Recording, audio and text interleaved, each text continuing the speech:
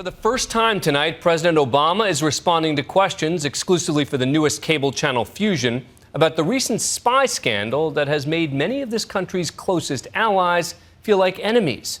A U.S. official just confirmed to ABC News that the NSA had been monitoring leaders from 35 nations and that President Obama was not aware of it until this summer.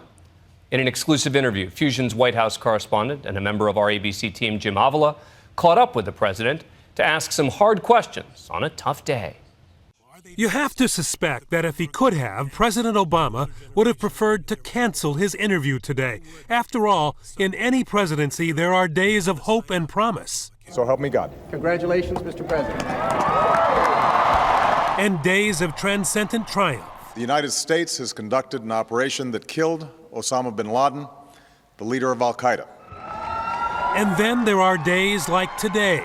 Headlines about out-of-control spying. The White House under fire right now, given all these revelations. And now sources confirm it was happening apparently without the president's knowledge. And there's Obamacare, the website in disarray. And of course the other legacy program, immigration reform, now stalled in partisan politics. This was probably not the day President Obama would have chosen to speak one-on-one with ABC's new partner, Fusion. Good to see you. Good to see you, Mr. President. Congratulations on the new venture.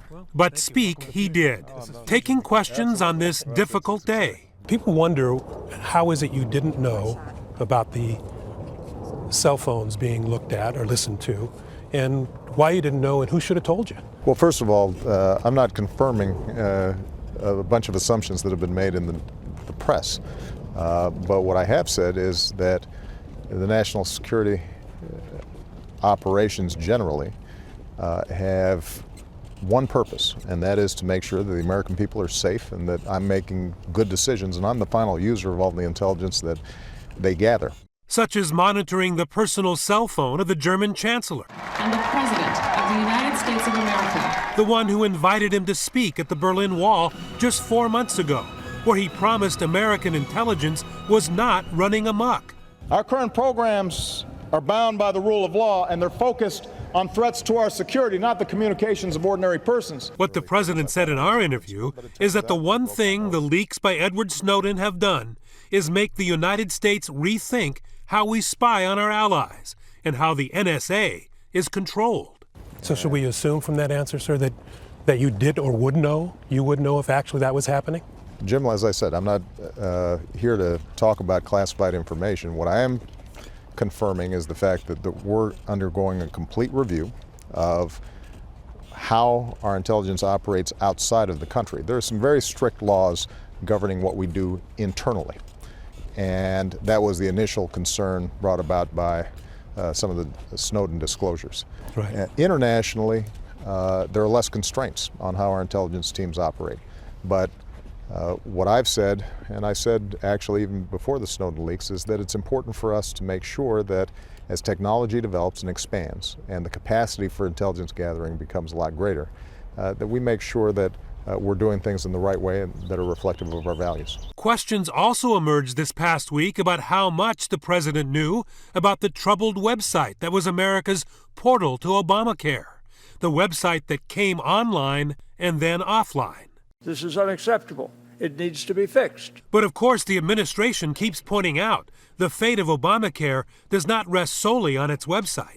In today's Fusion interview, the president responded to the possibility that not enough healthy young people will sign up. What's in it for the young people? Are they just the people who are going to finance the older generation in their medical problems? Well, this is pretty straightforward. Study analysis has shown that if you're between 18 and 34 right now, about half of the people can get high-quality health care for less than $50 a month, less than your cell phone bill, less than your cable bill. And the president seemed to be trying to connect directly with those young people whose dollars would help to bankroll the system for the elderly. At least I kind of remember when I was in my 20s and early 30s, I thought I was invincible, but it turns out I broke my nose playing basketball. I had unexpected illnesses or accidents, and making sure that you've got coverage ensures that you're not ending up paying out of pocket thousands of dollars that you may not have. And so this is a good investment for young people.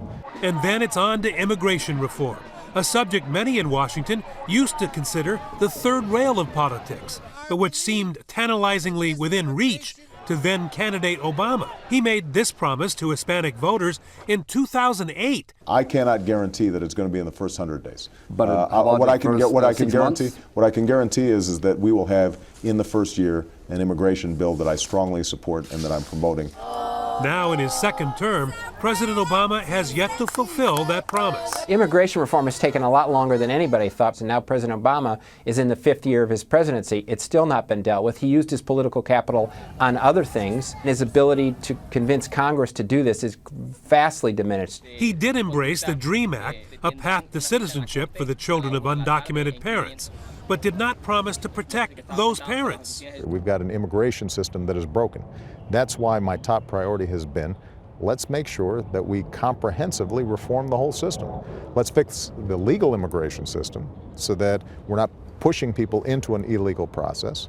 And let's make sure that we've got secure borders. Though President Obama still has 3 years in office, some say his political clout to get the job done is waning. You know, all presidencies in their second term run into a problem where they either become irrelevant or they regain their traction. And I think the president today and over the last few weeks has come to a point where this could either be the end of the relevancy of his presidency in Washington and people have to wait for the next president in 2016, or he can restart this and get his mojo back. But today is another one of those difficult days. One day on its own usually doesn't matter, but it's a combination of days that I think that has affected him. So I think the window is very small on getting this done. That window may be small, but at least on immigration, there is some hope of change. And change, we should all remember, is something this president has always believed in. Thank you, Mr. President. Thank you. As for tomorrow, he has another new day. All good. For Nightline, I'm Jim Avila in Washington.